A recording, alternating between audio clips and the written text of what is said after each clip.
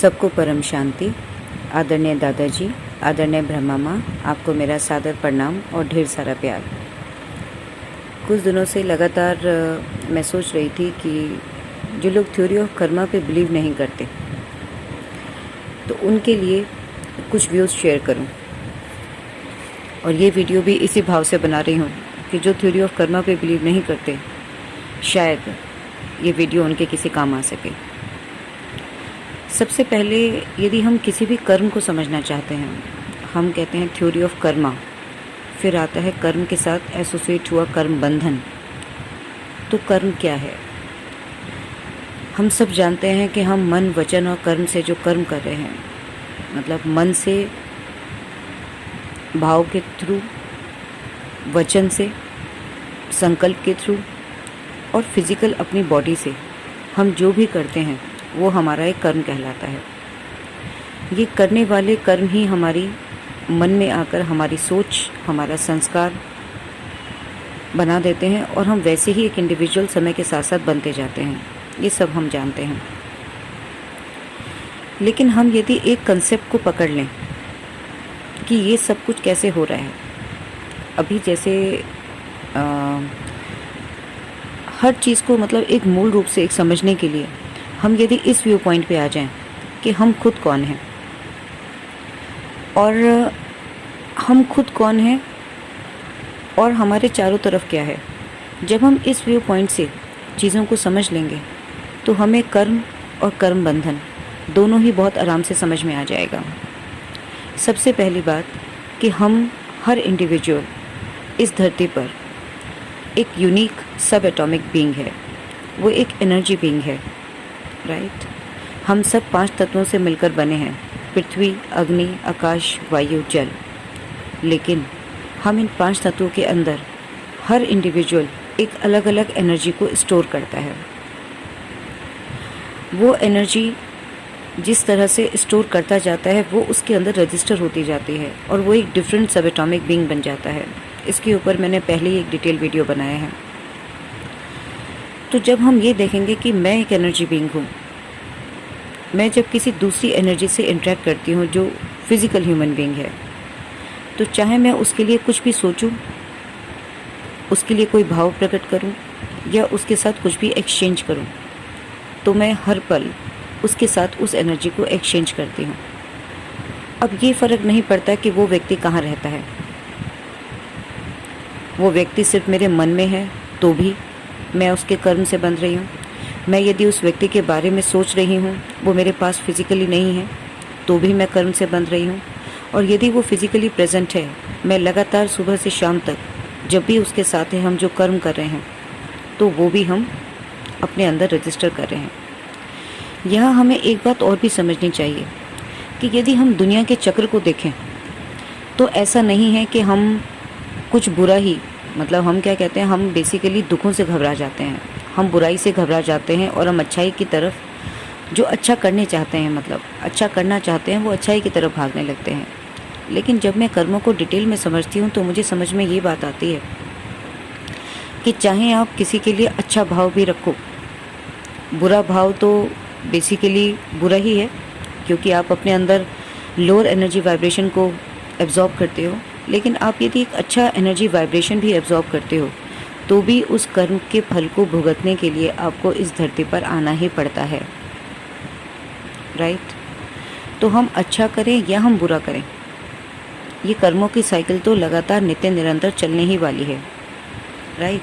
हम यदि किसी को बहुत दुआएं भी देंगे, हम किसी की बहुत सेवा भी करेंगे, हम किसी से बहुत प्यार भी करेंगे, हम कहते हैं ना कि कुछ हैं हमारे लोअर एनर्जी वाइब्रेशंस और कुछ हैं हाई एनर्जी वाइब्रेशन। जैसे किसी को एब्यूजिंग करना, किसी को कर्ज करना, किसी से ईर्ष्या करना, किसी से जलन पैदा करना, राइट, किसी पे गुस्सा करना, ये सब लो एनर्जी वाइब्रेशंस हैं। तो हमें स्पिरिचुअल साइंस ये समझाती जाती है कि आप इन सब विकारों से, ये हमारे विकार हैं, विकार इसलिए क्योंकि ये सभी इमोशंस लो एनर्जी पर वाइब्रेट करते हैं। तो हम यदि इसमें से किसी भी इमोशन को के साथ अपने आप को जोड़ेंगे तो हम अपने अंदर वही लो एनर्जी वाइब्रेशंस को एक्यूमुलेट करेंगे, राइट। अब हम यदि इसका उल्टा पे जाते हैं, हम यदि सबको प्यार देते हैं, हम सबको आदर से देखते हैं, हम सबको सहन करते हैं, हम सबको इग्नोर करते हैं, राइट। इनके अपोजिट हैं। हम क्या कर सकते हैं? कोई परिस्थिति है, कोई हमारी बात नहीं सुन रहा, हम इग्नोर कर सकते हैं, हम ज़्यादा टॉलरेंट हो सकते हैं, राइट। हम उसको प्यार दे सकते हैं, हम उसको अपना शुभ भावना दे सकते हैं, हम शांत हो सकते हैं। इससे ज़्यादा तो हम कुछ नहीं कर सकते। लेकिन आप जब भी कभी करते चले जाओगे, आप कभी किसी भी फिजिकल बीइंग के साथ ऐसा बिहेवियर भी करते चले जाओगे, तो क्या डिफरेंस होगा? डिफरेंस सिर्फ ये होगा कि यहाँ पर आप लो एनर्जी वाइब्रेशंस को कैरी ना करके आप हाई एनर्जी वाइब्रेशंस को कैरी करोगे, राइट। वो भी आपके अंदर वैसे ही एक मेमोरी बनेगा, क्योंकि ये भी एक कर्म है। ये कर्म भी अपने मन से बुद्धि में एग्जीक्यूट होकर आपका संस्कार मतलब एक परमानेंट एनर्जी बन जाएगा, राइट। हमें एक बात याद रखनी है हमेशा कि एनर्जी, जैसे हमें साइंस समझाती है कि एनर्जी कैन नेवर बी मतलब क्रिएटेड और it can never be destroyed, it can only be transformed. तो यदि हम एक अच्छे रास्ते पे चलना शुरू कर देते हैं, या मैं ये कहूँ कि जब हम एक सात्विक रास्ते पे चलना शुरू कर देते हैं, तो हम सिर्फ एक ही कर्म करते हैं। बहुत ध्यान से देखें कि हम अपने लो एनर्जी को हाई एनर्जी स्टेट में ले जाते हैं। लेकिन समझना ये है कि यहाँ से भी हमारे कर्म के बंधन समाप्त नहीं होते। ये सिर्फ एक ट्रांसफॉर्मेशन है। हम ये भी कह सकते हैं कि मान लीजिए जो आत्मा बुरे कर्म कर रही है वो तामसिक आत्मा है, उसका काम दुख देना और दुख बांटना ही है, राइट। उसके बाद सेकंड स्टेट है रजो। रजो के अंदर मतलब तामसिक, राजसिक और सात्विक आत्मा की 3 कैटेगरी बताई गई हैं हमारे शास्त्रों में। तो तामसिक है जो बुरे कामों में लिप्त है, राजसिक उससे थोड़ा ऊपर इंटरमीडिएट स्टेट है। लेकिन हम यदि सात्विक आत्मा को देखें तो वो हमेशा अच्छा ही सोचती है, लेकिन वो सात्विक आत्मा भी सिर्फ अपनी बॉडी के उस एनर्जी स्टेट को अपने कर्म के द्वारा चेंज ही कर रही है। हम ये कह सकते हैं कि वो अपने उस संस्कार को परिवर्तन करके, वो ज्ञान से ही समझ लें चाहे हम, कि उसे पता है निंदा करना सपोज ठीक नहीं है, तो वो निंदा की जगह सबको अप्रिशिएट कर सकती है। तो यहाँ भी वो क्या कर रही है? It is also basically the transformation of the energy state from the lower to the higher, right. अब वो जो भी कर रही है वो भी एक कर्म है। वो कर्म से क्या होगा कि आप एक सात्विक आत्मा की तरफ, मतलब सात्विक आत्मा के जो गुण हैं उसकी तरफ आ जाओगे। अब बुरे की जगह अच्छा करने लगोगे। लेकिन मुझे ये बात बहुत अच्छे से आज समझ में आती है कि यदि आप सात्विक रास्ते पे भी चलोगे तो भी कर्म को भोगने के लिए आपको इस धरती पर फिर से आना ही पड़ेगा। अब हम एक चीज़ पहले, मतलब हम इसे पूरी तरह कैसे नलीफाई करें, इसका आंसर हमें दादाजी के ज्ञान से ही मिलता है। मैं इसे थोड़ा सा बाद में बताती हूँ। लेकिन मैं एक चीज़ आज सबको कहना चाहती हूँ कि जो थ्योरी ऑफ कर्मा पे और इन बातों पे बिलीव नहीं करते, आप कभी सोच के देखिए कि कर्म बंधन क्या है। कर्म बंधन, बंधन मीन्स टाई अप, कर्म means tie up which is created by the कर्म, राइट। तो हम यदि ये समझ लें कि हम जिस तरह हमारे बॉडी के अंदर हमारे सेल को क्या चाहिए, एनर्जी, बिना एनर्जी के कोई काम नहीं होता, राइट। बिना एनर्जी के हम एक चीज़ को, मतलब हम सोच भी नहीं सकते। मतलब हम कहते हैं ना, जैसे कोई भी कर्म सोचने के लिए भी आपकी एक एनर्जी लग रही है, मन में भाव के लिए भी एक एनर्जी लग रही है, तो एनर्जी के सिवा कुछ भी नहीं है, राइट। तो इसी तरह से जब हर चीज़ में एनर्जी है तो कर्म बंधन को भी यदि मैं एनर्जी के टर्म्स में डिफाइन करूं तो मैं क्या कह सकती हूं कि कर्म बंधन is basically the association of energy, association of energy between the two people, between the group of the people with respect to the time and space, right। कर्म बंधन दो व्यक्तियों के बीच में या एक ग्रुप ऑफ पीपल के बीच में एक रजिस्टर्ड हुआ एक वो एक्सचेंज ऑफ एनर्जी है जो उस पर्टिकुलर जगह पर उस टाइम के साथ एक्सचेंज होता है, राइट।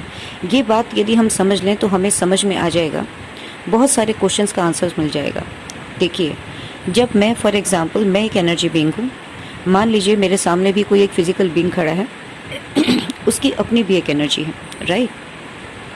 आप उससे बात करते हो, आप उसके साथ कोई कर्म करते हो, कुछ भी एक्सचेंज करते हो, तो उसी समय में उसकी एनर्जी मेरी एनर्जी के साथ एक्सचेंज होगी ही होगी, राइट। क्योंकि एनर्जी कोई स्टैटिक मतलब इवेंट नहीं है, एक स्टैटिक मटेरियल नहीं है। एनर्जी को एक्सचेंज होना ही है, एनर्जी को फ्लो होना ही है, राइट। सो दैट टाइम जब आप कुछ भी करते हो, अच्छा बुरा neutral whatever you are doing, you are basically exchanging the energy with that individual, with a group of the people. लेकिन उससे इम्पॉर्टेंट बात यह है कि उस पर्टिकुलर स्पेस में और उस पर्टिकुलर टाइम में, राइट, एनर्जी का हमेशा स्पेस और टाइम के साथ बहुत ही डीप कोरिलेशन है। जैसा कि मैंने अभी एक पहले वीडियो में बताया था कि हमारा घर भी एक पर्टिकुलर, मतलब वो घर एक फिज़िकल होम नहीं है, वो फिज़िकल हाउस नहीं है, उसका भी अपनी कोई फिज़िकल एग्जिस्टेंस नहीं है। आप घर को भी ऐसा समझो कि वो भी एक एनर्जी फील्ड है। इसी तरह से जब आप ऑफिस में जाते हो, ऑफिस भी आपका एक एनर्जी फील्ड है। तो आप यदि किसी भी फिज़िकल स्पेस को ना देखकर आप यदि ऐसे समझो कि दो व्यक्ति एक एनर्जी स्पेस में खड़े हैं, राइट, एक एनर्जी स्पेस में खड़े हैं, वो उस समय जो भी कर रहे हैं, राइट, वो उस समय उस एनर्जी फील्ड के साथ एनर्जी को एक्सचेंज कर रहे हैं, राइट, एनर्जी को एक्सचेंज कर रहे हैं। और ये क्या हो गया, जो एनर्जी एक्सचेंज की उसने एक बॉन्ड बना दिया आपके बीच में, राइट, और वही बन गया आपका कर्म बंधन। अब हमें यहाँ पर एक चीज़ थोड़ा और समझनी है कि जो ये कर्म बंधन हमने अर्न किया, वो एनर्जी दोनों इंडिविजुअल में एक जैसे तरीके से रजिस्टर हो भी सकती है, रजिस्टर नहीं भी हो सकती। इट डिपेंड्स कि हमने उसे हमारे अंदर, जैसे हम कोई भी एनर्जी एक्सचेंज कर रहे हैं उस समय हमारे अंदर एक सिंक्रोनाइजेशन भी हो सकता है। मतलब जो काम, जो बात हम आपस में एक दूसरे के साथ सुन रहे हैं, कर रहे हैं, कुछ भी कर रहे हैं, उसमें हमारे थॉट्स में सिमिलैरिटी भी हो सकती है ना, और हमारे अंदर आर्गूमेंट भी हो सकता है। मतलब सपोज़ हम मान के चलें इसको समझने के लिए कि दो इंडिविजुअल हैं, वो किसी एक टॉपिक को लेकर डिस्कशन कर रहे हैं, राइट। टॉपिक को डिस्कस करते समय वो अपने मन और वचन से उस एनर्जी को एक्सचेंज कर रहे हैं, राइट। अब दो पॉसिबिलिटी हैं कि या तो उन दोनों की सोच मिलती है तो क्या होगा, और दोनों की सोच नहीं मिलती है तो क्या होगा। यदि दोनों की सोच मिलती है तो क्या होगा, वो एनर्जी एम्पलीफाई हो जाएगी, है ना। हम कहते हैं ना कि यदि एक जैसे माइंडसेट के लोग आपस में मिल जाते हैं तो अंदर से स्ट्रेंथ अपने आप महसूस होने लगती है। जैसे आज हमारा ही एक बेहद का परिवार है, तो बेहद के परिवार की हर आत्मा जब भी कोई एक डिस्कशन में इन्वॉल्व होती है तो उसके जो थॉट हैं वो अपने अपने भाव से होते हैं, लेकिन उनकी जो क्वालिटी है थॉट्स की वो अलग होती है। जैसा कि आप सब कभी भी देखते होंगे, सब लोग अपने कमेंट्स लिखते हैं, लेकिन सबका जो बेसिक एक एम है वो स्पिरिचुअल की तरफ ही होता है। यदि यही बेहद परिवार की जगह एक कॉमन प्लेटफॉर्म होता तो हर इंडिविजुअल आप महसूस करना वो एक अलग अलग भाव देता, वो अलग अलग कमेंट्स होते, राइट। लेकिन ऐसा नहीं होता। तो क्यों नहीं होता? यदि हम इन चीज़ों को ही देखें तो कहने का मतलब कि जब दो इंडिविजुअल एक जैसे माइंडसेट के साथ कुछ भी एक्सचेंज कर रहे हैं तो दोनों के बीच में जो एनर्जी एक्सचेंज हो रही है वो डिफरेंट है। और यदि एक व्यक्ति खड़ा है और मेरे सामने एक दूसरा व्यक्ति खड़ा है, सपोज़ मैं बेहद का ज्ञान ही डिस्कस कर रही हूँ, उसे बेहद शब्द ही समझ में नहीं आता, तो आर्गूमेंट के सिवा कुछ नहीं होगा, राइट। इस समय भी दो इंडिविजुअल खड़े हैं, लेकिन दोनों इंडिविजुअल का माइंडसेट बिल्कुल अलग अलग है, राइट। वो भी उस समय एनर्जी एक्सचेंज करेंगे, राइट। वो भी उसी जगह पर खड़े हैं, सेम स्पेस में खड़े हैं, सेम टाइम में खड़े हैं, लेकिन यहाँ पर जो एनर्जी एक्सचेंज होगी वो डिफरेंट होगी, क्योंकि यहाँ पर एनर्जी एम्पलीफाई हो ही नहीं सकती, राइट। अब ये एनर्जी का एक्सचेंज, ये एनर्जी कहाँ से आ रही है, हम कहाँ से एनर्जी ले रहे हैं, है ना। एक दूसरी इम्पॉर्टेंट चीज़ ये भी है कि देखिए, हमारे को साइंस ये समझाती है आज कि जो चीज़ हमें दिखाई नहीं देती, जो स्पेस हमें दिखाई नहीं देता, ये एनर्जी फील्ड्स एक ऐसी इनविजिबल एनर्जी फील्ड्स हैं जो हमें दिखाई नहीं देती, राइट।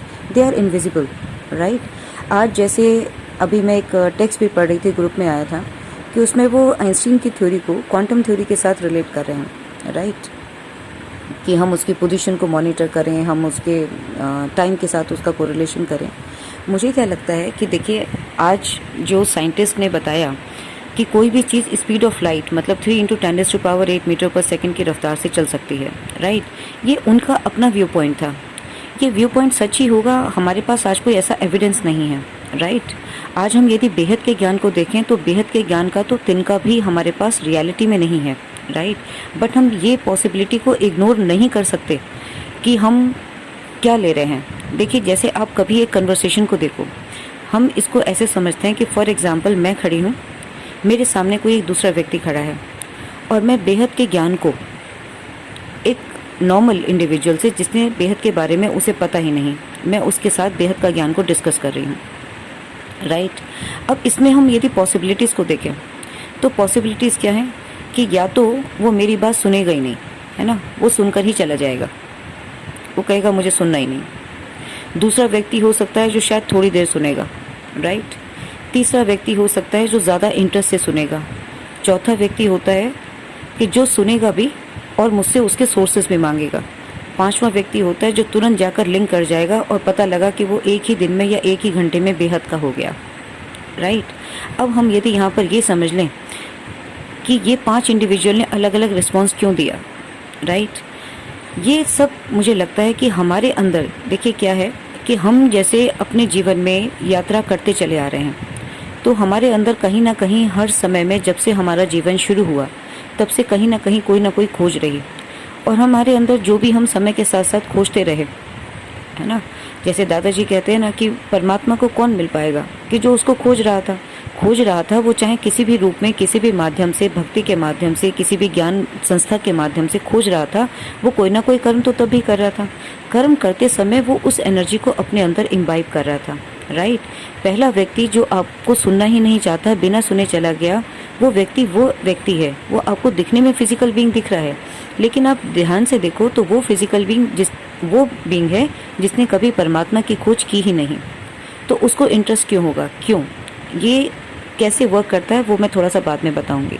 दूसरा इंडिविजुअल कि शायद उसके अंदर कहीं ना कहीं जो दूसरा व्यक्ति है जो आपकी बात को थोड़ा ध्यान से सुन रहा है लेकिन बहुत देर तक नहीं सुन रहा है ना, वो व्यक्ति हो सकता है कि जो पहली बार जुड़ना चाह रहा है, मतलब उसके अंदर कहीं ना कहीं कुछ सात्विक एनर्जी है। वो एनर्जी, मतलब जब हम करते हैं ना तो एनर्जी का एक्सचेंज क्या है, मतलब मेरे अंदर भी वो एनर्जी के पार्टिकल का होना, आपके अंदर भी वो एनर्जी के पार्टिकल का होना। जब वो पार्टिकल होंगे और वो पार्टिकल कितने कंसंट्रेशन में होंगे, है ना, वो डिपेंड करता है कि हर किसी का रिस्पॉन्स कैसा होगा। पहले के अंदर वो एनर्जी पार्टिकल था ही नहीं, तो इसलिए उसने सुनना ही नहीं। क्यों, उसने कभी भगवान की तलाश की नहीं, उसे भगवान अच्छे ही नहीं लगते, वो चला गया। दूसरा था जिसे भगवान की कुछ खोज थी, वो भगवान से थोड़ा प्यार करता था, उसे थोड़ी सी इन्फॉर्मेशन ज़्यादा मिली, राइट, उसने थोड़ी देर सुना, लेकिन उसकी ज़्यादा ध्यान अभी उसका सांसारिक जीवन के अंदर ही है, राइट। तो वो भगवान को शायद हो सकता है दुखों में याद करता हो, लेकिन उसका बहुत ज़्यादा भगवान से लेना देना नहीं है, तो वो भी थोड़ी देर सुनकर आपको चला जाएगा। तीसरा व्यक्ति आता है जो आपको थोड़ी देर ज़्यादा तक सुनेगा, राइट। हो सकता है कि उसने भगवान को पाने की ज़्यादा चाह रखी हो, या जब भी उसके जीवन में कुछ ऐसे इवेंट्स हुए हों तो उसने भगवान पे यकीन रखा हो, तो जब भी भगवान की कोई चर्चा होती है, कोई अच्छी बात होती है, तो वो ज़्यादा देर तक सुनता है। चौथा उससे भी ज़्यादा आगे है, राइट, वो भगवान को सुनता था, हो सकता है वो भक्ति मार्ग से जुड़ा हो, राइट, हो सकता है वो किसी ज्ञान की संस्था से जुड़ा हो, लेकिन यदि उसको लगता है कि आज बेहद का ज्ञान है तो वो उस बेहद के ज्ञान के साथ तुरंत जुड़ जाएगा, राइट, और वो आपसे कुछ लिंक्स मांग सकता है।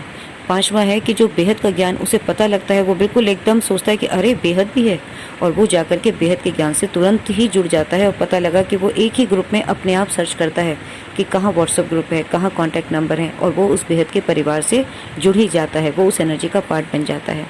अब हम यदि यहाँ पर इसी सब चीज़ों को एनर्जी के उसमें देखें, हम यदि इन्हीं सब चीज़ों को कर्म बंधन के रूप में देखें तो हमें सारी चीज़ें अपने आप समझ में आ जाएंगी।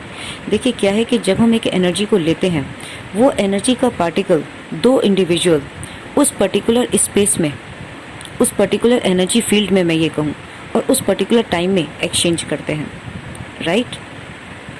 और किसके पास क्या है, मतलब रिसीव करने का मतलब क्या है, एनर्जी एक्सचेंज का मतलब क्या है। एनर्जी एक्सचेंज का मतलब है कि एक डोनर है, एक रिसीवर है, एक डोनर है, एक रिसीवर है, और दोनों ही डोनर हैं, दोनों ही रिसीवर हैं जिस बारे में वो बात कर रहे हैं। जैसे फॉर एग्जांपल, मैं यदि बेहद का ज्ञान किसी भी 5 व्यक्ति के साथ डिस्कस कर रही हूँ, तो जब मैं बेहद की बात कर रही हूँ तो बेहद के संकल्प करते समय उस समय मैं उस सुप्रीम अलमाइटी से जुड़ी हुई हूँ जिसने बेहद की बात शुरू की। तो यहाँ पर उस एंटेंगलमेंट के अंदर खाली 2 व्यक्ति नहीं हैं, यहाँ उस एंटेंगलमेंट के अंदर जो एनर्जी फील्ड इस कार्य में लग रही है वो है अलमाइटी की, राइट। मैं यदि बेहद के दादाजी अभी बोल रही हूँ तो इस समय मैं खुद भी बेहद के दादाजी से कनेक्टेड हूँ, मैं उस पावर से कनेक्टेड हूँ, राइट। तो मैं जो एनर्जी ले रही हूँ इस समय, वो मैं किससे ले रही हूँ, मैं अलमाइटी अथॉरिटी से ले रही हूँ, क्योंकि मैं इस समय उन्हीं की चर्चा कर रही हूँ, राइट। इस समय चाहे मैं मोबाइल से रिकॉर्डिंग कर रही हूँ, लेकिन मैं ये एनर्जी को उस सुप्रीम फादर से लेकर एक कैरियर बन के मैं इसको ट्रांसफ़र कर रही हूँ, राइट। अब वो ट्रांसफ़र करने में यदि हम दो फिजिकल बीइंग की बात करें तो जिसने परमात्मा की सर्च की नहीं उसके अंदर वो रिसीवर है ही नहीं। क्यों? क्योंकि उसके अंदर वो पार्टिकल है ही नहीं जो उस एनर्जी को एक्सेप्ट कर सके, है ना। एनर्जी जाएगी तो एनर्जी के लिए कोई स्टोरिंग पॉइंट भी होना चाहिए ना, कोई रिसेप्टर भी होना चाहिए। रिसेप्टर भी कौन होगा? रिसेप्टर भी कोई एक एनर्जी का पार्टिकल ही होगा, राइट, जो परमात्मा के करीब रहा। जैसे आत्मा तामसिक, राजसिक और सात्विक पे आती है, तो जब तक आत्मा राजसिक या सबसे ज़्यादा सात्विक नहीं होगी तब तक वो भगवान की बात सुनना पसंद ही नहीं करेगी। और इसका मैं प्रमाण आपको देती हूँ कि जब कभी भी हम किसी भूत को, प्रेत को या किसी भी लोअर एनर्जी बीइंग को देखते हैं, यदि उनसे कभी कहा जाए कि भगवान का नाम लो, तो वो भगवान का नाम नहीं लेते, वो भगवान को गाली देते हैं, राइट। वो भगवान को गाली देते हैं, वो भगवान की मूर्तियाँ तोड़ते हैं। उन्हें ये सोचते हुए भी डर नहीं लगता कि हमारी जिसने हमें जन्म दिया वो भगवान पे यकीन ही नहीं करते। क्यों? क्योंकि उनकी एनर्जी बीइंग है, वो भी एक एनर्जी बीइंग है। उस एनर्जी बीइंग के अंदर ये जो पॉजिटिव एनर्जी, मतलब हम ये कहें कि वो एनर्जी के पार्टिकल्स ही नहीं है जो उनको रिसीवर बना सके, इसलिए वो ज्ञान सुनेंगे ही नहीं, है ना। वो ज्ञान सुन ही नहीं सकते। ज्ञान का कोई सेल नहीं है। ज्ञान का सेल का मतलब क्या है कि ज्ञान का सेल का मतलब है कि आपकी इस फिजिकल बॉडी के अंदर वो एनर्जी स्टोर्ड है कि आप ज्ञान की एनर्जी से रेजोनेट कर सको और उस ज्ञान को अपने अंदर धारण कर सको, राइट। यदि किसी फिजिकल बीइंग के अंदर वो एनर्जी के पार्टिकल्स हैं ही नहीं, है ना, हम कहते हैं, यदि इसको थोड़ा सा और साइंटिफिकली देखें कि हर पार्टिकल के अंदर अपनी प्रॉपर्टीज़ होती हैं, जैसे चार्ज की प्रॉपर्टी, है ना, पॉजिटिव और नेगेटिव, राइट, या positive positive, negative negative. Spin की प्रॉपर्टी, राइट, स्पिन भी हमेशा अपोजिट डायरेक्शन में होते हैं, एक parallel, anti parallel, angular momentum, right. ये सब क्या है कि यदि हम इसी एनर्जी को थोड़ा सा डिटेल में ऐसे ही देखते चले जाएं तो हमें समझ में आएगा कि कोई हमारी बात नहीं सुन रहा, अपोजिट है, राइट। तो इसी तरह से क्योंकि जिस व्यक्ति के अंदर या जिस आत्मा की जैसी कैपेसिटी है वो उतना ही सुन सकती है। उसको सुनने का मतलब क्या कि क्यों 5th पर्सन एक ही दिन में व्हाट्सएप ग्रुप से ज्वाइन हो जाएगा? इसलिए क्योंकि वो एक ऐसा एनर्जी बीइंग है कि उसने जन्म जन्मांतर में भगवान को ढूंढते ढूंढते वो एनर्जी अपने अंदर एक्यूमुलेट की हुई है, राइट। उसको बस जैसे ही एक ट्रिगर मिलेगा मतलब वो जैसे ही सोर्स से जुड़ेगा, वो पार्टिकल की एनर्जी ऑलरेडी उसके पास है, वो बहुत जल्दी ही रेजोनेट होगा। क्यों? सिमिलर एनर्जीज आपस में एक दूसरे के साथ बहुत अच्छे से कोहेरेंस कर सकती हैं। कोहेरेंस एक साइंटिफिक फिनोमेना है। कोहेरेंस का मतलब कि सिमिलर माइंडसेट या similar energies they can very easily recombine with each other, right. आपको यदि एक लॉन्ग पाइप बनाना है तो उसको, आपके पास पाइप के टुकड़े हैं तो आपको क्या करना पड़ेगा? सेम पाइप, सेम डायमेंशंस को आप यदि जोड़ते चले जाओगे तो वो आपस में जुड़कर एक लॉन्ग स्ट्रिंग बन जाएगी, ठीक है। यदि एक पाइप का डायमीटर छोटा हो, दूसरे का बड़ा हो, तीसरे का कुछ और साइज़ का हो, तो क्या आप कभी पाइप बना सकते हो? नहीं बना सकते। इसी तरह से बेहद के कर्म को करने के लिए भी यदि 108 आत्माओं को जागृत होना है तो उन 108 आत्माओं को एक ही एनर्जी प्लेटफॉर्म पे जब वो आ जाएंगी तो 1 सेकंड भी नहीं लगेगा उस माला को बनने में, राइट। इसी तरह से अब हम कहते हैं कि ये जो कर्म बंधन है, दूसरा व्यू पॉइंट क्या है कि कर्म का बंधन क्या है कि association of energy between the two individuals, between the group of the individuals with respect to the time and space, right? मैंने इस बात को क्यों सोचा? मैंने इस बात को ये सोचा कि एक दिन मैं जब दादाजी का वीडियो सुन रही थी तो उन्होंने कहा कि यदि आप ट्रेन के अंदर भी सफ़र कर रहे हो, है ना, आप किसी व्यक्ति से बहुत ज़्यादा बातें करने लगते हो, आप किसी से थोड़ी देर बात करते हो, आप किसी को देखते ही नहीं, है ना, तो ये भी एक कर्म है। तो मेरे मन में एक प्रश्न आता था कि कैसे ऐसा हो सकता है? मैं अपने घर से निकली, वो दूसरा व्यक्ति अपने घर से निकला, राइट। हम ट्रेन में बैठे हैं और बहुत लंबे समय तक बातें हो रही हैं, इतनी बातें हो रही हैं कि हमने अपना पता लगा कि अपना टेलीफोन एक्सचेंज, अपना एड्रेस भी शेयर कर लिया। ये भी हो सकता है कि हम कभी दोबारा मिलें तो हम उनके बाद उनके घर ही चले जाएं, और ये भी हो सकता है कि हमारी ज़िंदगी का कोई एक ऐसा टर्न शुरू हो जाए कि हम साथ में कोई काम ही करने लगे और हम एसोसिएट हो जाएं, है ना। तो इससे हमें ये सब बातें बहुत गहराई से समझने में हमें ये बताती हैं कि सृष्टि बेसिकली किस प्रिंसिपल पे काम कर रही है ना। तो इसीलिए मैंने इस स्टेटमेंट से ही मैंने कर्म बंधन को समझने की कोशिश की कि कर्म बंधन is a tie up of energy between the two individuals with respect to the time and place, ठीक है। अब देखिए, इसी चीज़ को हम देखते हैं कि वो जो 2 इंडिविजुअल मिले जो आगे इस लाइफ में आगे प्रोपेगेट कर रहे हैं, है ना, मतलब वो मिल रहे हैं, अपना टेलीफोन नंबर एक्सचेंज कर रहे हैं, तो कैसे होता होगा ऐसे, और हम इसको कैसे रूल आउट कर सकते हैं, हम क्यों करें रूल आउट। हम यदि मिलते हैं, हम एनर्जी एक्सचेंज करते हैं, हम जब ये देह छोड़ देते हैं तो पूरे के पूरे काम हम जो कुछ भी करते आए, हमारा पूरा कार्मिक अकाउंट तो बैलेंस नहीं होता है ना। हम यही कहते हैं कि यदि कुछ भी कर्म रह गया तो हमें दोबारा फिर जन्म लेके आना पड़ेगा, हम दोबारा फिर उन सब लोगों से मिलेंगे, राइट। फिर हम उन सब लोगों से मिलेंगे, जो काम अधूरे रह गए थे हम उन्हें पूरा करेंगे, और जिस दिन वो पूरे हो जाएंगे उस दिन हमारा कर्म बंधन टूट जाएगा। कर्म बंधन भी कब टूटेगा कि वो व्यक्ति, वो इंसिडेंट्स, वो इवेंट हमारे माइंड में ही आना बंद हो जाएगा, हमारी सोच में ही आना बंद हो जाएगा, वो ऑटोमेटिकली रिट्रीव हो जाएगा, है ना। ये मैं एक बहुत लंबा टॉपिक है, ये मैं दूसरे वीडियो में बताऊंगी। तो इसका मतलब क्या है कि देखिए, एनर्जी एक्सचेंज हो रही है, एनर्जी प्रोसेस हो रही है, एनर्जी स्टोर हो रही है, और एनर्जी रिलीज भी हो रही है, राइट। इन चारों स्टेप्स को हम यदि समझ लें तो हमें सारी बात समझ में आ जाएगी। जैसा कि दो व्यक्ति यदि ट्रेन में मिले तो वो मिले क्यों? सबसे पहली बात, वो मिले इसलिए क्योंकि उन्होंने पहले कुछ ना कुछ ऐसा कर्म किया होगा जो अनफिनिश्ड रह गया, राइट।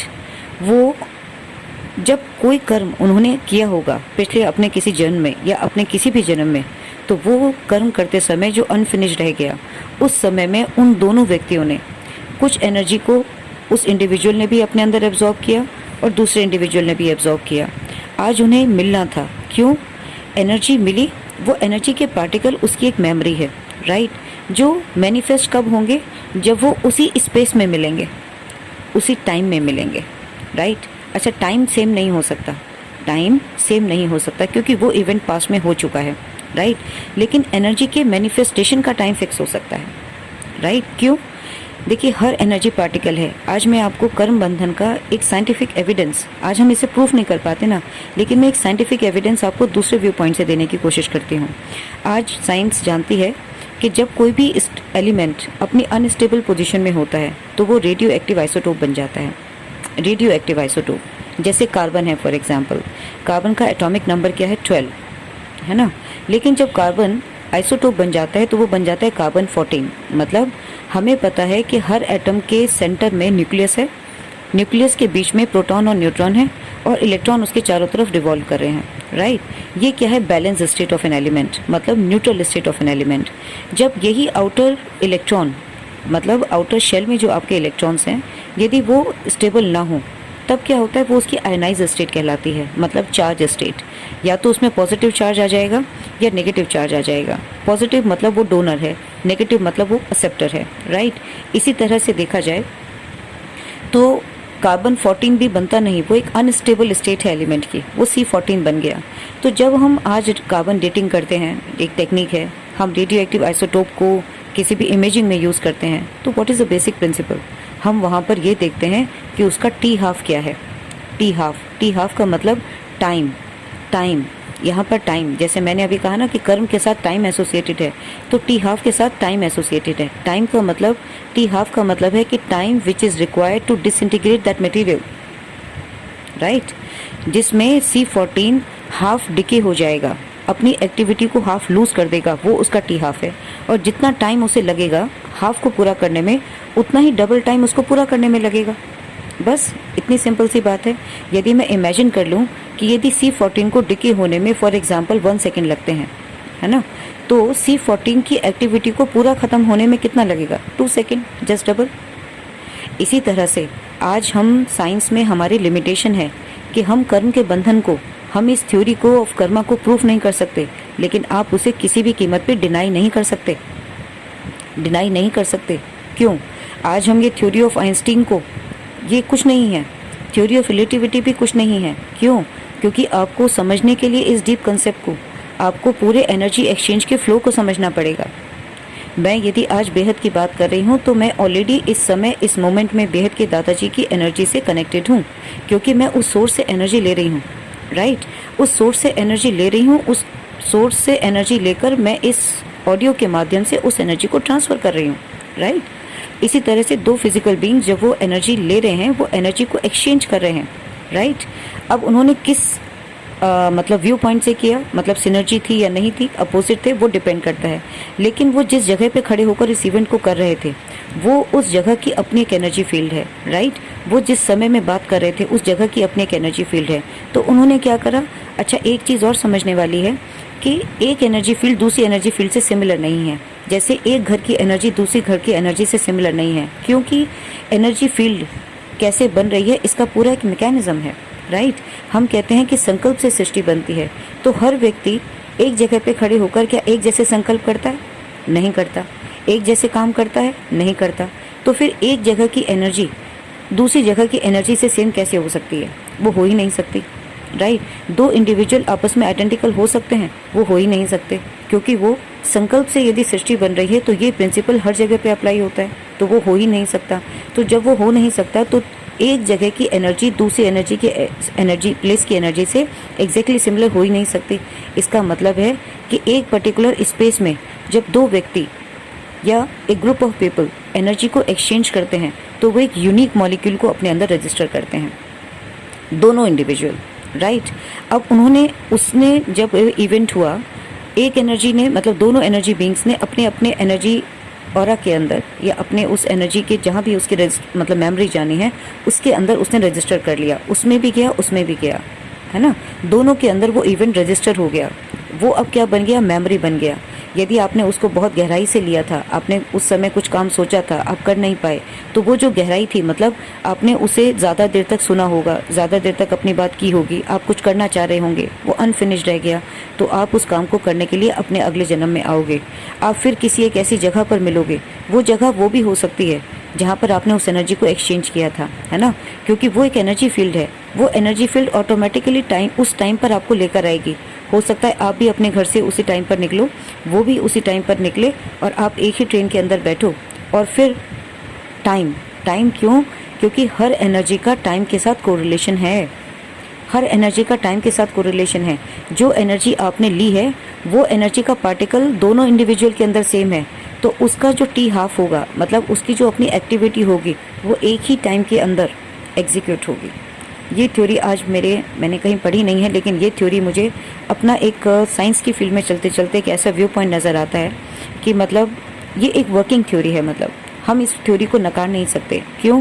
क्योंकि जो एनर्जी का पार्टिकल है वो अपने एक पर्टिकुलर टाइम पर मैनिफेस्ट हो रहा है, राइट। तो एनर्जी जो स्टोर होती है वो अलग अलग टाइम पर मैनिफेस्ट होती है। इसी तरह से हम कहीं जुड़ते नहीं।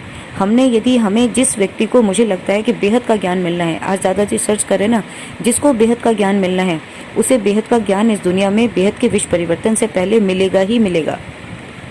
वो किस माध्यम से मिलेगा ये नहीं जानते, है ना। वो भी कहीं ना कहीं ढूंढ रहा होगा। उसकी भी वो चाहे कितने 5000 साल पहले भी यदि 108 आत्मा आई हो, वो किसी भी कर्म बंधन में गई हो, लेकिन वो आत्मा खुद में ही इतनी पावरफुल होगी कि वो कभी भी किसी लोअर कर्म में जा ही नहीं सकती, है ना। उसकी तलाश अलग अलग हो सकती है।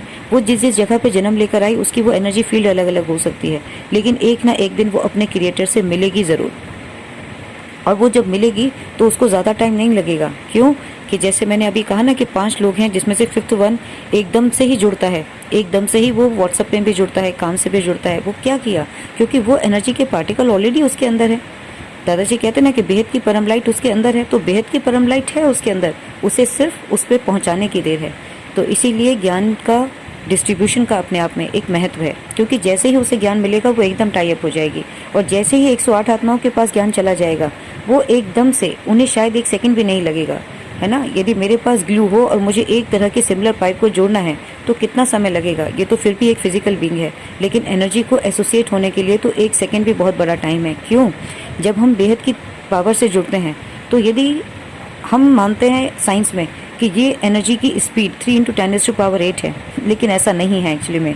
ये हमारे इस फिजिकल वर्ल्ड के लिए ट्रू है, राइट। ये फिजिकल वर्ल्ड के लिए ट्रू है कि लाइट की स्पीड ये है, और हम साइंस में ये कह रहे हैं कि कोई भी चीज़ लाइट की स्पीड से ज़्यादा ट्रैवल नहीं कर सकती। बट ये रियलिटी नहीं हो सकता, है ना। ये रियलिटी नहीं हो सकता। हर पार्टिकल की अपनी एक एनर्जी है ना। फोटॉन्स तो सभी जगह पर हैं। फोटॉन्स तो हमारे ब्रह्मांड के अंदर भी हैं, फोटॉन्स तो गैलेक्सी के अंदर भी हैं, फोटॉन्स तो यूनिवर्स के अंदर भी हैं, फोटॉन्स तो ग्रेट यूनिवर्स मल्टीवर्स में भी हैं, और फोटॉन्स तो बेहद की कला में भी हैं, और वही फोटॉन्स बेहद की कला में भी हैं। लेकिन उनकी एनर्जी चेंज हो गई। जितना ऊपर जा रहे हैं उतना लाइट होता जा रहा है। तो फोटॉन तो सब में है, राइट। लेकिन वो फोटॉन की जो पावर है जो उसकी एनर्जी है वो डिफरेंट है। जब एनर्जी डिफरेंट है तो उसका टाइम भी डिफरेंट है, राइट, उसका स्पेस भी डिफरेंट है, वो एक अलग स्पेस से आ रही है। तो जिस स्पेस से जो एनर्जी आ रही है वो एनर्जी ही एब्जॉर्ब होगी, वही एनर्जी ही मैनिफेस्ट होगी और वो एनर्जी उसी टाइम पर ही मैनिफेस्ट होगी, है ना। हम ये कह सकते हैं कि सेम एनर्जी पार्टिकल एक पर्टिकुलर टाइम पर ही मैनिफेस्ट होगा। तो कहते हैं ना कि जब समय पूरा हो जाएगा, समय मिलेगा, है ना। और कर्म बंधन आपके क्या कर रहे हैं? कर्म बंधन भी कुछ नहीं है, आप अलग अलग माध्यम से भगवान को ढूंढते चले। यदि मैं अपनी बात करूं तो मैं तो भगवान से बचपन से भक्ति के मार्ग से जुड़ी, और आज भी मैं अपनी बात करूं तो मैंने जिस रास्ते से भी जुड़ी मैंने कुछ भी नहीं छोड़ा। मैंने सिर्फ अपनी ज़िंदगी में एक ही चीज़ को फॉलो किया कि मुझे जो मिलता गया उसे मैं दिल से ऐड करती चली गई, राइट। और मैंने छोड़ा इसलिए नहीं क्योंकि वो भी मुझे मतलब छोड़ना अच्छा इसलिए नहीं लगता कि उसे मेरे मन ने स्वीकार नहीं किया। मुझे लगा कि मेरे उस जीवन में यदि एक छोटा सा मैंने अपने जीवन की यात्रा यदि राम का पेज से भी शुरू की थी तो वो यदि राम नाम नहीं होता तो मैं आज बेहद का ज्ञान भी नहीं सुन पाती, राइट। अब हम कुछ भी कहें कि भगवान राम चाहे वो मानव बन गए हों, ठीक है, वो मानव बन गए होंगे, लेकिन आज मैं यदि इसी व्यू पॉइंट को भी लूँ तो आज ना जाने जितने भी मतलब मैं अपनी ही ज़िंदगी में अपनी ही पर्सनल चीज़ों को देखूं तो जैसे जब मैं एक भक्ति मार्ग में भी चलती रही तो मैं कुछ ऐसे गुरु से भी मिली, मतलब गुरु इन द सेंस कि जैसे विनोद अग्रवाल जी थे, है ना। कहा जाता है कि कृष्ण भगवान को यदि प्राप्त करना है तो विनोद अग्रवाल जी को सुने। जब वो भजन गाते थे तो सिंपल एक हारमोनियम से, है ना, सिंपल एक हारमोनियम से ऐसे शब्दों को पिरोते थे कि उनकी खुद की आंखों में आंसू और लाखों की भीड़ उनके सामने होती थी, लाखों की भीड़ उनके सामने होती थी और वो लोग भी रो पड़ते थे। और आज के हम यदि किसी एक सत्संग में चले जाएं, वहाँ बहुत ज़्यादा म्यूज़िक है, बहुत ज़्यादा शोर है, लेकिन लोग फिर भी आपस में एक दूसरे से बातें कर रहे हैं, राइट। ये है भावना, ये है भावना। यहाँ भी एक कंसेप्ट है, यहाँ भी एक कंसेप्ट है कि वहाँ पर इतना डिफरेंस क्यों था कि एक सिंपल हारमोनियम से पूरी पब्लिक एक दूसरे के साथ जुड़ गई, आंखों में वही भाव आ गए। एक खाली हरि नाम का स्मरण ही हो रहा है लेकिन हर व्यक्ति रो रहा है, हर व्यक्ति आंखें बंद करे ऑटोमेटिक बैठा है। क्यों? क्योंकि जो आत्मा कृष्ण भगवान को याद करके वो भजन गा रही है, राइट, वो आत्मा अपने आप में कृष्ण भगवान से इतना जुड़ी हुई है, इतना जुड़ी हुई है कि वो उस एनर्जी को वहाँ से ला रही है और सबको ट्रांसफ़र कर रही है, राइट। इसलिए किसी को वहाँ पर म्यूज़िक की ज़रूरत नहीं है, किसी को वहाँ डीजे की ज़रूरत नहीं है, किसी को डांस की ज़रूरत नहीं है। वो लोग अपने आप में ही मंत्रमुग्ध हो गए, राइट। तो कहने का मतलब है कि चाहे मेरा अपना ये मानना है, किसी को ठीक लगे या नहीं मैं नहीं जानती, कि चाहे भक्ति मार्ग की क्यों ना हो, जहाँ पर प्योरिटी है, जहाँ पर प्योरिटी है किसी भी कर्म में, आप वहाँ से अर्न करोगे ही करोगे। मैं अपनी ही बात करूँ कि बेहद के दादाजी से पहले मुझे जो रियल गुरु मिले वो मेरे को विनोद अग्रवाल जी भी मिले। मैं रोज़ उनके भजन सुनती थी, मैं रोज़ कृष्ण भगवान के भजन सुनती थी, रोज़ सुनती थी, और मैंने उनके भजन से बहुत कुछ सीखा, बहुत कुछ सीखा। मैं आज भी उस चीज़ को इग्नोर नहीं करती, मैं आज भी नहीं कहती कि भक्ति मार्ग बुरा है, नहीं। हमें प्योरिटी से जो चीज़ मिली, यदि वो चीज़ मुझे ना मिली होती तो मेरे अंदर परिवर्तन ना आया होता, मेरा अपना एनर्जी स्टेटस ना बढ़ा होता। यदि मेरा अंदर एनर्जी स्टेटस ना बढ़ा होता तो मैं बेहद के ज्ञान को समझ ही ना पाती, मैं शायद दादाजी से जुड़ ही ना पाती।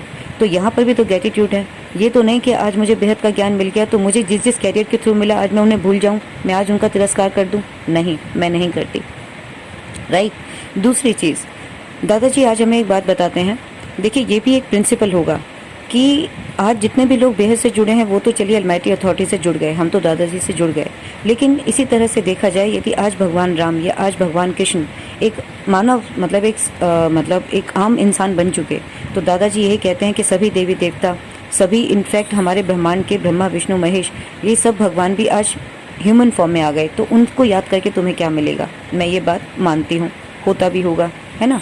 लेकिन हम यदि इसी चीज़ को दूसरे रूप में देखें, जैसे विनोद अग्रवाल जी हैं, है ना, या फिर एक संत रहे ये राजेश्वरानंद महाराज जी, वो भगवान राम के इतनी प्यारी कथा मुझे लगता है आज यूट्यूब में जितने भी यंग जनरेशन जो कहानियाँ सुना रही है ना, वो बेसिकली उन्हीं संतों की सुनकर सुना रही है, राइट। इतनी प्यारी कथा कि आपका सुनकर आपका यूट्यूब बंद करने का मन नहीं होगा, वो भाव इतने प्यार से गाना। तो कहने का मतलब है कि अब यहाँ भी देखिए एक प्रिंसिपल ऑपरेट तो हो रहा है ना। यदि विनोद अग्रवाल जी कृष्ण भगवान को याद कर रहे हैं और यदि राजेश्वरानंद महाराज जी भगवान राम को याद कर रहे हैं, तो वो तो मतलब यदि उनके पास एनर्जी नहीं आ रही तो वो अपने आप में कैसे डिवाइन बीइंग बन रहे हैं, है ना। यहाँ भी मतलब ये भी सोचने वाली बात है कि वो भी फिर कैसे डिवाइन बीइंग बन रहे हैं, है ना। तो उनके अंदर वो प्योरिटी कहाँ से आ रही है। इसके दो ही कारण हो सकते हैं कि भगवान का कहीं ना कहीं अस्तित्व सूक्ष्म जगत में है। वो जब अपने आत्मा के मतलब आत्मिक प्यार से जब भगवान को याद कर रहे हैं तो वो उनकी सूक्ष्म जगत की पावर से जुड़ रहे हैं, राइट। उनका स्थूल से कोई लेना देना नहीं है, तो स्थूल को वो याद ही नहीं कर रहे। एक पॉसिबिलिटी तो ये हो सकती है कि वो भगवान के स्वरूप को सूक्ष्म में याद कर रहे हैं। तो जब वो जिसको याद कर रहे हैं पावर आ रही है, सूक्ष्म जगत को याद कर रहे हैं तो सूक्ष्म की पावर आ रही है, राइट। और दूसरी बात प्योरिटी ऑफ माइंड से, क्योंकि जब आत्मा कोई भी कर्म करती है तो उसके साथ ऑटोमेटिकली एक चीज़ जुड़ जाती है, वो है प्योरिटी। प्योरिटी अपने आप में एक बहुत ही मतलब एक हाई एनर्जी स्टेटस है। तो जब एक high energy status subtle word की हाई एनर्जी स्टेटस से जुड़ता है तो वो एनर्जी आती जाती है आती जाती है आती जाती है और उसकी आत्मा को प्यूरिफाई करती जाती है और वो अपनी भक्ति के अंदर परिपक्व हो जाता है। और धीरे धीरे जब वो अपनी भक्ति में परिपक्व हो जाता है तो ज्ञान के रास्ते अपने आप आने लगते हैं। आप यदि उनके भजन को, उनकी कथाओं को सुनेंगे तो ऐसा हो ही नहीं सकता कि आपको उनकी कथाओं में या उनके भजन में ज्ञान ना मिले। क्यों? क्योंकि वो अपने भजन को करते करते, अपने भक्ति मार्ग के अंदर करते करते उस ज्ञान को रिसीव करने के वो एक ऑटोमेटिक एनर्जी बीइंग बन गए।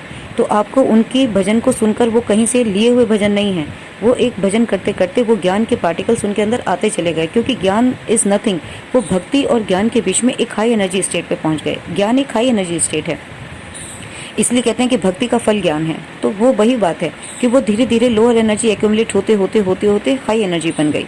तो यहाँ पर बात ये है कि कोई भी मार्ग भगवान से चाहे आप किसी भी रूप में जुड़ें, मेरा अपना ये मानना है किसी भी रूप में जुड़ें, आप भक्ति करें तो पवित्रता से करें, ज्ञान को सुने तो पवित्रता से करें, और जो भी चीज़ करें उसे बिल्कुल सादगी के साथ, बिल्कुल ईमानदारी से करें।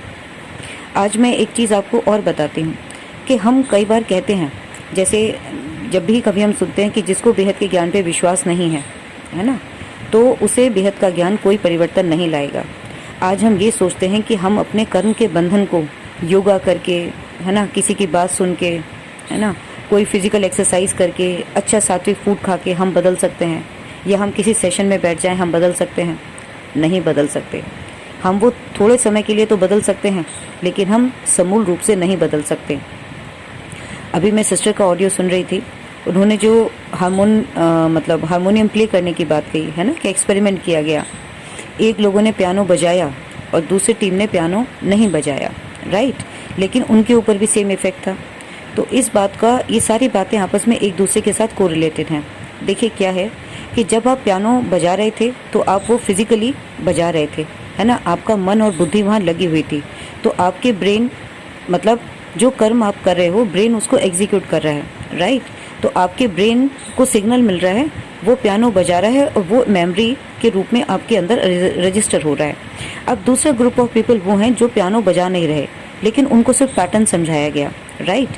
आपको मैं ये बात बता दूं कि ये एक्सपेरिमेंट तभी सक्सेसफुल होगा जब वो इस एक्सपेरिमेंट को विश्वास के साथ करेंगे कि मुझे इस एक्सपेरिमेंट में एक की को दूसरे की के बाद इसी पैटर्न में प्ले करना है। यदि उनका ध्यान कहीं अलग होगा तो इस एक्सपेरिमेंट का रिजल्ट ज़ीरो आएगा, राइट। इस एक्सपेरिमेंट का रिजल्ट ज़ीरो आएगा। यहाँ से हमें एक बात पता लगती है, या हम आज ये कहें कि आज हम कोई भी मेडिटेशन रूम में बैठकर, है ना, आधे घंटे की गैदरिंग में बैठकर, या हम सारा घंटा दिन भर में बैठकर, यदि हम कोई भी काम विश्वास के साथ नहीं कर रहे तो हमें उसका एक भी फल मिलने वाला नहीं है। हम ना विश्वास करेंगे, ना हम उस विश्वास के साथ किसी एनर्जी को अर्जित कर पाएंगे। और यदि मुझे लगता है कि यदि मैं मेडिटेशन में ना भी बैठूं, यदि मैं अपना दिन भर के काम करते समय भी मन में पवित्रता को धारण करके कोई भी काम करती रहूं और मैं कनेक्टेड रहूं, ये मुझे आज बेस्ट प्रैक्टिस लगती है। क्यों लगती है? वो इसलिए लगती है क्योंकि मेडिटेशन भी क्या है, किसी भी चीज़ के लिए विश्वास का होना सबसे बड़ी चीज़ है। विश्वास क्या है? हम यदि अपनी आत्मा को गहराई से देखें तो हमारी आत्मा के अंदर 3 चीज़ हैं। भगवान ने जब हमारी आत्मा बनाई ना, तो उसका मूल मन बना दिया, उसका मूल मन बना दिया, मन के बाद बुद्धि बना दी और बुद्धि के बाद संस्कार बना दिया। मैं इन तीनों ही चीज़ों को एनर्जी के टर्म्स में आज देखती हूँ। मन क्या है? मन है आपका एनर्जी फील्ड, है ना, वाइब्रेशनल एनर्जी फील्ड। और वाइब्रेशनल एनर्जी फील्ड के साथ भगवान ने क्या जोड़ दिया? इमोशनल एनर्जी को जोड़ दिया, भाव को जोड़ दिया, प्यार को जोड़ दिया, विश्वास को जोड़ दिया, पवित्रता को जोड़ दिया। ये सब क्या है? पवित्रता की अपनी एक एनर्जी है ना, प्यार की अपनी एक एनर्जी है, आभार की अपनी एक एनर्जी है, विश्वास की अपनी एक एनर्जी है। उस एनर्जी का मतलब क्या? यदि विश्वास है तो पत्थर में भगवान दिख रहे हैं। क्यों दिख रहे हैं? विश्वास का मतलब है कि जब आप किसी चीज़ पर विश्वास कर रहे हो तो आप अपने मनोमय शरीर के अंदर, क्यों? क्योंकि आपका अंदर संस्कार बन ही नहीं सकता जब तक वो मन में नहीं आएगा, राइट? तो आपको यदि बेहद के ज्ञान पे विश्वास है, राइट, तो आपके अंदर विश्वास ही, वो आप किसी भी रूप में आप मेडिटेशन करो, मुझे लगता है दिन भर आप मेडिटेशन की स्टेट में रहोगे। क्यों? क्योंकि आपके मन के अंदर जो विश्वास है वो इमोशनल एनर्जी का रिजर्वायर, आपके अंदर वो एक ऐसी कनेक्टिंग यूनिट है कि वो ऑटोमेटिकली आपको कनेक्ट रखेगा, मतलब, है ना। आप यदि कर्म करते समय भी आप बेहद के दादाजी को किसी भी रूप में याद कर रहे हो तो आप कनेक्ट रहोगे। क्यों? क्योंकि आपके अंदर वो एनर्जी फील्ड ऑलरेडी है और एनर्जी फील्ड ही एनर्जी फील्ड के साथ कनेक्ट होनी है, राइट। तो आपका मेडिटेशन कर्म करते समय भी ज़्यादा अच्छा होगा, क्योंकि कर्म करते समय आपको कोई टेंशन ही नहीं है, मुझे लगता है ना। कर्म भी हो रहा होता है, वो कर्म भी अच्छा होता है। दादाजी भी हमेशा कहते हैं कि यदि आप एक गाड़ी भी चला रहे हो और आप अलमाइटी की याद में रहकर गाड़ी चला रहे हो तो गाड़ी का एक्सीडेंट होना तो दूर, वो गाड़ी और बढ़िया चलेगी। क्यों? क्योंकि उस गाड़ी को चलते चलते आत्मा की पावर मिल रही है उसको। तो वो भी एक फिजिकल गाड़ी नहीं है आपकी, वो भी एक एनर्जी स्टेटस है और हर काम को एग्जीक्यूट करने के लिए एनर्जी ही चाहिए, है ना। बेहद की आत्मा विश्व का परिवर्तन या पूरे मल्टीवर्स का परिवर्तन इसलिए कर सकती है क्योंकि उसकी एनर्जी की कैपेसिटी ही अलग है। Energy is a capacity to do the work. तो जो एनर्जी आप हैं वही आपकी कैपेसिटी है। आप लोअर एनर्जी हैं तो आपकी वही कैपेसिटी है, आप हाई एनर्जी हैं तो आपकी कैपेसिटी डिफरेंट है। इसलिए हर आत्मा बेहद का विश्व परिवर्तन सोच ही नहीं सकती, वो कर ही नहीं सकती। तो जिसकी जैसी एनर्जी है वो वैसा ही कर्म कर सकता है ना। तो इसलिए कहने का अर्थ है कि आप यदि सुप्रीम से कनेक्टेड हो तो आप सुप्रीम की एनर्जी को हर कर्म करते समय अपने अंदर इम्बाइब कर सकते हो, राइट। दूसरी चीज़ कि इसलिए कहते हैं कि मतलब विश्वास मतलब मनोमय शरीर ना, भगवान ने कहने का मतलब है कि हमें इन 5 तत्वों में हमारा मन बनाकर ही हमारे अंदर वो ऑटोमेटिक ऐसा मैकेनिज्म बना दिया है। ये से मैं ये भी कह सकती हूँ कि ये एक इलेक्ट्रॉनिक मेटाबॉलिज्म है ना। इलेक्ट्रॉनिक मेटाबॉलिज्म है कि हमारी आत्मा के अंदर जो एक लाइट बीइंग है, हम कर्म को करने के लिए हमें किसी चित्रगुप्त को कर्म का हमारे लिखने की ज़रूरत नहीं है, राइट। वो ऑटोमेटिकली कर्म रजिस्टर हो रहे हैं, वो रजिस्टर हो रहे हैं in the form of energy exchange. All the time जो हम एनर्जी एक्सचेंज कर रहे हैं वो रजिस्टर होती जा रही है, राइट। 2 इंडिविजुअल वो अपना कर्म एक साथ मिलते हैं, वो परफॉर्म करते हैं क्योंकि वो एनर्जी एक्सचेंज हुई। उसकी एनर्जी के अंदर भी वो एनर्जी का पार्टिकल गया, मेरी एनर्जी के अंदर भी एनर्जी का पार्टिकल गया, राइट। हमने उस एक एनर्जी को एक जगह पर रहकर एक्सचेंज किया तो उस जगह की वो जो एनर्जी थी वो पार्टिकल की, वो दोनों के अंदर वो भी रजिस्टर हो गई, तो स्पेस भी रजिस्टर हो गया, राइट। अब वो जो एनर्जी है वो अपने एक टाइम पर ही मैनिफेस्ट होगी। जैसे रेडियो एक्टिव मटेरियल एक टाइम पर ही डिसइंटीग्रेट होगा, इसी तरह से जब वो टाइम आएगा तो आप भी अपने मन में ये सोचोगे कि मुझे आज यहाँ जाना है, दूसरा व्यक्ति भी सोचेगा मुझे यहाँ जाना है, फिर आप एक ट्रेन के अंदर मिलोगे और आप वो काम कर लोगे। जब आप इस व्यू पॉइंट से किसी भी चीज़ को, किसी भी कर्म बंधन को समझने की कोशिश करोगे तो आपको ये बात समझ में आ ही जाएगी कि कर्म बंधन एक एनर्जी का एक्सचेंज है with respect to the time, with respect to the space, right, जिसे एक पर्टिकुलर टाइम पर मैनिफेस्ट होना ही होना है। तो इसीलिए बेहद के विश्व का परिवर्तन जिस दिन समय आएगा, ये एनर्जी अभी हम जो भी कर्म कर रहे हैं वो एक्यूमुलेट हो रही है, राइट। जिस दिन वो एनर्जी एक्यूमुलेट हो जाएगी, बस कहते हैं ना दादाजी के दीपक से दीपक, वो दीपक से दीपक जलना है, 1 सेकंड तो बहुत बड़ी बात है, मतलब एक फ्रैक्शन भी नहीं लगेगा और वो ऐसा हो ही जाएगा। दूसरी बात, जैसे हम कहते हैं कि जब कोई हम एक्टिविटी मतलब नहीं भी करते, जैसा अभी सिस्टर ने कहा कि हम कोई एक्टिविटी नहीं भी करते तो भी हमारे अंदर वही हमारी जो माइंड है, जो बुद्धि है, वो रिप्लेस करने लगता है। देखिए हमारे अंदर अलग अलग तरह के भगवान ने हमारे अंदर चीज़ें बनाई हैं। हमारे शरीर के अंदर भगवान ने मिरर न्यूरॉन्स बनाए हैं, है ना। मिरर न्यूरॉन्स का मतलब है कि जैसे हम मिरर में देखते हैं तो हमें एग्जैक्ट कॉपी नज़र आती है। इसी तरह से जब आप कोई भी कर्म प्ले नहीं करते, मतलब जैसे कोई पियानो बजा नहीं रहा, सिर्फ पियानो का एक्ट कर रहा है ना, उसको बता दिया जाता है कि आपको ऐसे ऐसे प्ले करना है, ठीक। तो वो ऐसे ऐसे प्ले करना है, वो चीज़ उसने अपने माइंड में, अच्छा वो कैसे करा? विश्वास के साथ। मैं 100% कह सकती हूँ कि यदि उसको विश्वास नहीं है कि ये होगा, वो चाहे कितनी बार भी बजा ले, उसके ऊपर ये एक्सपेरिमेंट का रिजल्ट नहीं आएगा। इसलिए कभी भी डॉक्यूमेंट्स में भी इनकम्प्लीट एविडेंस नहीं देने चाहिए। जब वो विश्वास से करेगा, विश्वास का मतलब है कि उसने अपनी एनर्जी फील्ड को एक जगह पे ट्यून कर लिया। अब वो उसी विश्वास के साथ अपने फिंगर्स को प्ले करता जा रहा है, ठीक है। तो विश्वास ने वो एनर्जी क्या करेगी, वो ब्रेन को ट्रिगर करेगी। हम ये भी कह सकते हैं कि हमारे सेल के अंदर ऑटोमेटिकली सिग्नलिंग मैकेनिज्म होते हैं, राइट। तो वो जो माइंड की फील्ड है, वो एनर्जी फील्ड है, विश्वास की जो एनर्जी फील्ड है, वो ब्रेन को ऑटोमेटिकली सिग्नल देगी और आपके जो मिरर न्यूरॉन्स हैं वो उसको एग्जीक्यूट करना शुरू कर देंगे, ठीक है। तो आपका रिजल्ट सेम आएगा। बट में 100% यदि विश्वास नहीं है तो वो एनर्जी फील्ड ब्रेन को मिलेगी ही नहीं, वो सिग्नल मिलेगा ही नहीं, वो उसको एग्जीक्यूट करेगा ही नहीं। इसलिए आपके मन में सबसे इम्पॉर्टेंट बात है विश्वास। उसके साथ यदि कोई भी कर्म करते समय पवित्रता है तो आप बहुत जल्दी ही पवित्र मन से, बहुत ही जल्दी, कहते ना कि दादाजी कोई बहुत जल्दी ज्ञान में आगे चला जाएगा। जो पवित्रता से हर चीज़ को धारण करता चला जा रहा है ना, वो ऑटोमेटिकली आगे जाता जाएगा, उसे कोई रोक ही नहीं सकता। क्यों? क्योंकि पवित्रता मन की, इसी मनोमय शरीर की वो एनर्जी फील्ड है जहाँ इंसान अपने लिए कुछ कर ही नहीं रहा, वो अपने आप में ही एक डोनर स्टेट है ना। पवित्रता क्या है? वो हर किसी के कल्याण का सोचता है ना। बेहद की आत्मा हर किसी के कल्याण के लिए सोचती है। क्यों? क्योंकि उसे कुछ चाहिए ही नहीं, वो अपने आप में डेफिशिएंट है ही नहीं, है ना। तो उसकी एनर्जी की स्टेट कैसी है? डोनर की स्टेट है, वो देने वाली आत्मा है। तो वही आत्मा ही विश्व परिवर्तन कर सकती है, क्योंकि उसका पहले से ही वो एक हाई एनर्जी है, वो एक डोनर स्टेट में है।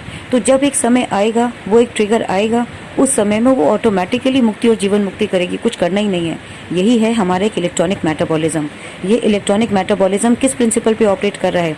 ये इलेक्ट्रॉनिक मेटाबॉलिज्म ऑपरेट कर रहा है बहुत सारे प्रिंसिपल्स पे, क्योंकि हर आत्मा की एनर्जी की कैपेसिटी डिफरेंट है।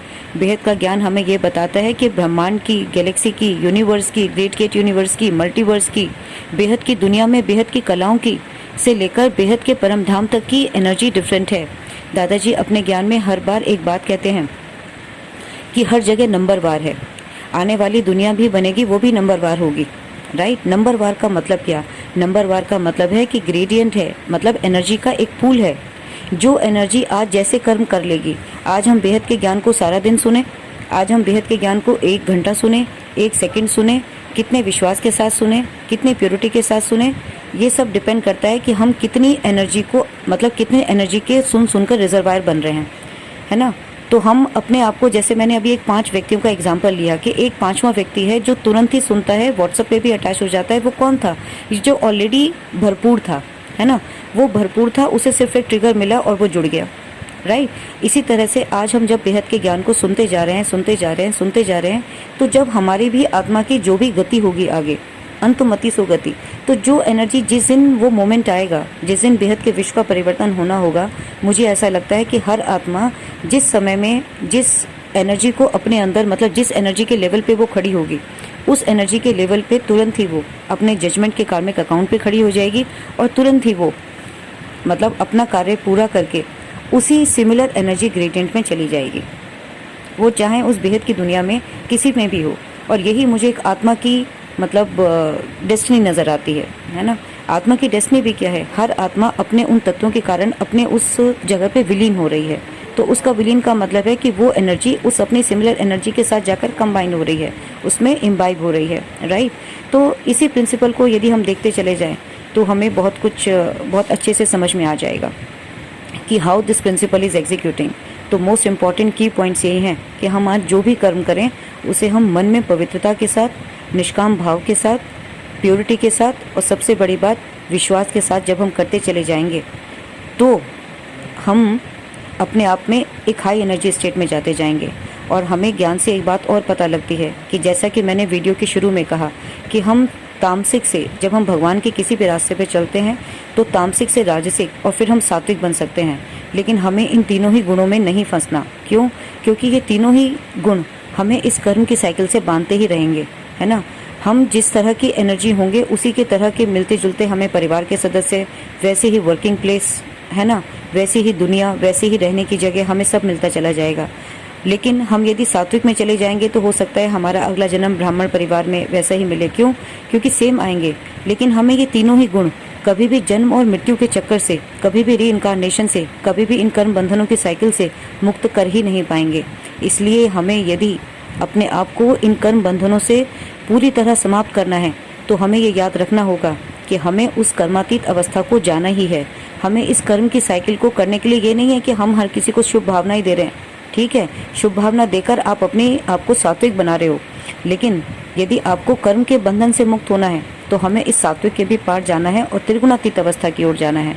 उसके लिए सबसे अच्छा तरीका सिर्फ एक है, वो है कि आत्मस्वरूप में स्थित होना और निराकार से याद रखना, निराकार परब्रह्म परमेश्वर, निराकार अलमाइटी से जुड़े रहना और दादाजी के रूप को, जैसा बताते हैं दादाजी के चित्र में विचित्र को देखना। हम निराकार को नहीं जानते लेकिन हम दादाजी को यहाँ पर जानते हैं साकार में। तो हम जब साकार में दादाजी को उनकी निराकार अवस्था में याद करेंगे और आत्मा के रूप में याद करेंगे तो ही सिर्फ तभी हमारे कर्म के बंधन समाप्त होंगे। क्यों? क्योंकि सिर्फ चाहे वो सात्विक एनर्जी भी आपने एक्यूमुलेट की हो, उसको भी नलीफाई सिर्फ डिवाइन एनर्जी कर सकती है ना। एनर्जी को परम एनर्जी ही रिप्लेस कर सकती है। तो हमें किसी भी एनर्जी को एक्सचेंज करके हम अपने आप को एक सात्विक बीइंग बना तो सकते हैं, हम उस सात्विक पाथ पे चल तो सकते हैं, लेकिन मुझे सिर्फ यही लगता है कि आप कोई भी कर्म यदि अपनी निराकार अवस्था में रहकर करेंगे तो सिर्फ हाई एनर्जी जो आपके पास अलमाइटी से, सुप्रीम पावर हाउस से आ रही है, वो आपके सारे कर्म बंधन, मतलब वो आपके चाहे सात्विक कर्म भी एक्यूमुलेटेड हैं, वो हमारे हर अच्छे और बुरे कर्म के फल को वही एनर्जी है सिर्फ जो नलीफाई कर सकती है। राइट? वो एनर्जी बहुत नलीफाई नहीं कर सकती, बहुत कम समय में नलीफाई कर सकती है, क्योंकि यहाँ पर आप सुप्रीम पावर हाउस से कनेक्ट कर रहे हो। लेकिन ये एनर्जी कब काम करेगी? जब आप अपने मन की प्योरिटी और अपने विश्वास के साथ, पवित्रता के साथ आप इस एनर्जी से जुड़ोगे, तब आप उस एनर्जी से कनेक्ट हो जाओगे, तभी आपके कर्म बंधन समाप्त होंगे। इसलिए दादाजी रिपीटेडली कह रहे हैं कि आप अपने जल्दी से जल्दी कर्म को समाप्त कर लो। और जब आपको इस दुनिया से बांधे हुए कौन है? सिर्फ आपके कर्म बंधन। कुछ ना कुछ आपको अपना कोई ना कोई रोल प्ले करना है ना, कि किसी जगह पे जाना है, कोई काम करना है, जो भी अनफिनिश काम रह गए वो करना है। तो यदि हम इसको कर लें और हम इस ज्ञान से समझ लें तो इच्छा तो यहीं समाप्त हो जाएगी कि वो कर्म करने जो मैं जा रहा हूँ, जिस कर्म के पीछे मैं भाग रहा हूँ, जिस इच्छा के पीछे मैं भाग रहा हूँ, वो इच्छा मुझे अल्टीमेटली कहाँ ले जाएगी? तो क्या बेस्ट है? उस कर्म के पीछे भागना, उस इच्छा के परिपूर्ण करने के पीछे भागना, या कर्म की साइकिल से ही मुक्त होना, है ना। तो जब ज्ञान आपको आ जाएगा तब आपको ये बात समझ में आ जाएगी कि चीज़ों के पीछे भागना ज़रूरी है या अब अपने आप को परम शांत अवस्था के अंदर ले जाना है। तो ये चॉइस सिर्फ और सिर्फ आपके हाथ में है। तो कभी सोच के देखिएगा, किसी के मन में कोई क्वेश्चन आए then you are most welcome. Thank you very much कि आपने मुझे बहुत ध्यान से सुना। परम शांति।